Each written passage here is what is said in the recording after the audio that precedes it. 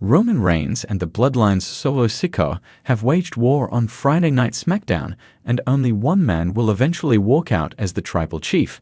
Meanwhile, Zilla Fatu refused to acknowledge either one. Roman Reigns and Solo Sikoa walked different paths in the past few months, and the two are now trying to best each other to become the only tribal chief in the Stamford-based promotion. In an interview with Muscle Man Malcolm, Zilla Fatu was asked who he acknowledges as his tribal chief. In the video, the rising Simone star raised his finger but refused to take Roman Reigns or Solo Sikoa's name.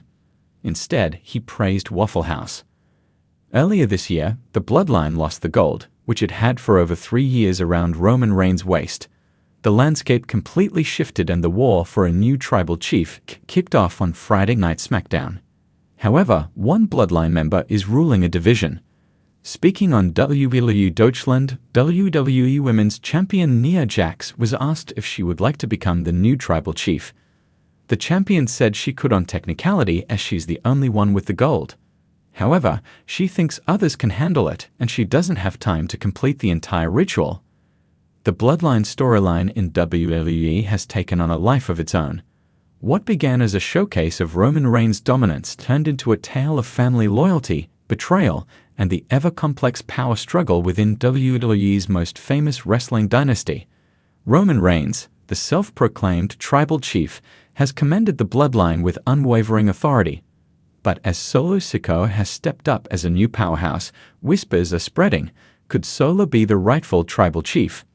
When a real-life member of the Anoa'i family is asked to choose between Reigns and Sikoa, the line between storyline and reality blurs. The pressure to choose a side threatens to tear apart not just a fictional family, but a real one, making it difficult for this member to publicly declare loyalty to one cousin over the other. To understand the depth of the dilemma, we have to look at the origins of the Bloodline storyline. Roman Reigns' transformation from WWE's beloved Big Dog to the domineering tribal chief in 2020 was a masterstroke. Under the tutelage of Paul Heyman, Reigns redefined what it meant to lead, taking on a villainous edge that wasn't just about winning titles, it was about demanding loyalty. The storyline gained traction as Roman's cousins, Jimmy and Jey Uso, fell in line, reluctantly embracing Reigns' vision of unity. Solo Sikoa, the younger brother of the Usos, eventually joined the faction, standing by Reigns with a loyalty that seemed unshakable. But WWE fans quickly saw that Solo was different. He didn't just follow orders. Solo was quiet, strong, and seemed to have his own way of handling family matters, often subtly challenging Reigns' authority. When Solo first hesitated in carrying out one of Reigns' commands, fans sensed trouble. The tension reached a fever pitch when Solo started making moves that seemed to suggest he was eyeing the tribal chief position himself. This shift threw the Bloodline's hierarchy into chaos, creating a perfect opportunity for WWE to lean into real family dynamics. Enter a real-life member of the Anoa'i family.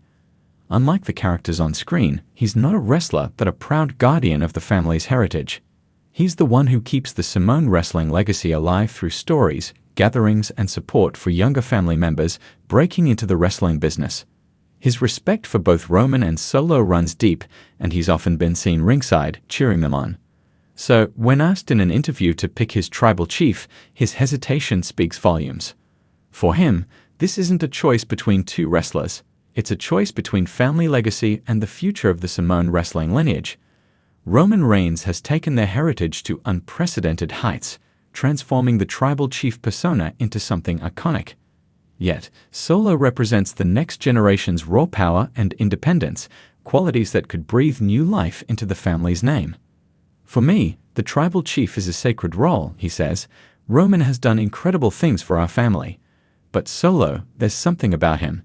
The way he carries himself, his respect for our traditions, and his quiet strength, it's the essence of what our ancestors wanted. Choosing between them is like choosing between the past and the future. Family loyalty isn't taken lightly in Samoan culture, and the Anoa'i family is no exception. Their wrestling roots run deep, from High Chief Peter Maivia to the Wild Samoans, Yokozuna, and The Rock. This heritage represents more than fame. It's a way of life that honors strength, resilience, and unity. This real-life Bloodline member is all too familiar with the pressures of balancing family pride with personal opinions. Choosing Roman could be seen as siding with stability with the man who's already proven himself at the top. On the other hand, supporting Solo might imply that the family's leadership needs fresh blood, something that could ruffle feathers within WWE and in the Inoue family. I think Roman has made himself into a symbol for our family. But Solo's heart, he's got something rare. He's patient, wise, and I think he'd bring a different kind of respect to the title. But who am I to say? He shares, visibly emotional. In our culture, we don't get to choose leaders lightly. The ancestors choose. This internal struggle is made more intense by the differences between Roman and Solo. Roman is outspoken, calculating, and often ruthless. He's not just a wrestler.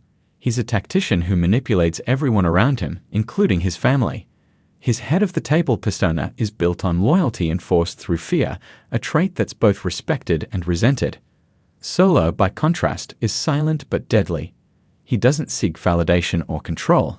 He simply lets his actions speak. In many ways, Solo embodies the spirit of the family's forebears, quietly powerful, deeply loyal, and bound by a sense of duty that runs deeper than the titles he may hold. For this real-life family member, each represents something important.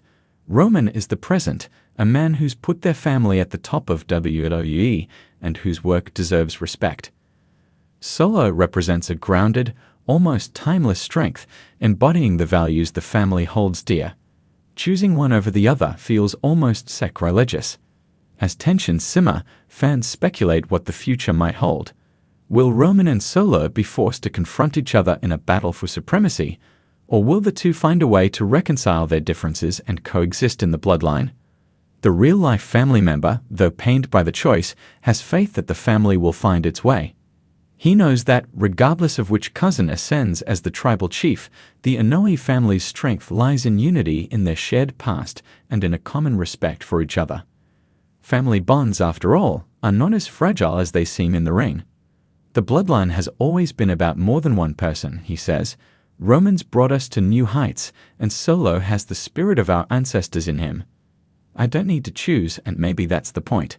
Maybe the next chapter is about finding a way forward together. This real-life decision to stay neutral, at least for now, speaks to the timeless struggle of choosing between tradition and innovation. For the Inoue family, it's about more than wrestling. It's a reminder that while tribal chiefs may come and go, family ties remain. The choice may not be his to make, but he knows the bloodline's future, whether led by Roman or Solo, will honor their shared legacy.